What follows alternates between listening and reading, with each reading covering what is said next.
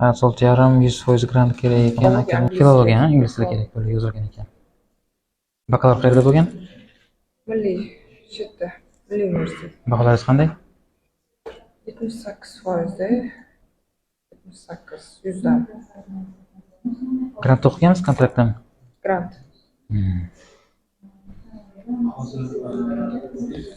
Chet elda o'qishingiz kerak, faqat grant bo'lishi kerak, o'qishingiz.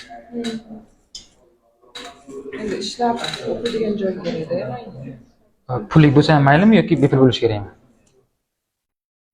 Bepul bo'lsa ham yaxshi edi. Birinchi o'rinda demak bepul ko'p chiqamiz, keyin pullikni agar yoqmasa, keyin bunaqa. Mana shundan kelib chiqmasa, bunaqa.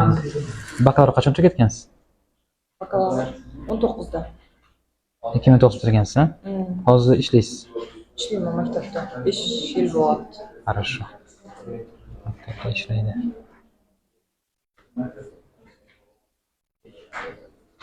Oilaviy anaqangiz? Single, married? Single. Demak, 100. Хорошо. Хорошо. English filologiya. Vengriya. Vengriya. Kichkinaroq davlatda. Kattaroq kerak, Italiya. Italiyada ishlab bo'lmaydi ishda. Хорошо. Avstriya. Bo'ladi. Germaniya, Avstriya. Хорошо. Kitay endi. Iloji bo'lsa kitayskiy bilish kerak. Если хотим работать, то да. Австрия, Германия, hozir yana Shveysariya. Demak, Vengriya bilan Italiya to'g'ri, da, correct. Faqat stipendiya berish mumkin ular. Stipendiya. То есть o'qishingiz ham bepul va stipendiya ham beradi. Shunda ham yo'qmi Italiya?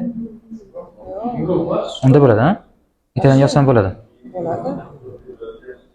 Doktor eshitdim, ishlash mumkin. Хорошо, но вы учитесь бесплатно, плюс стипендию получаете.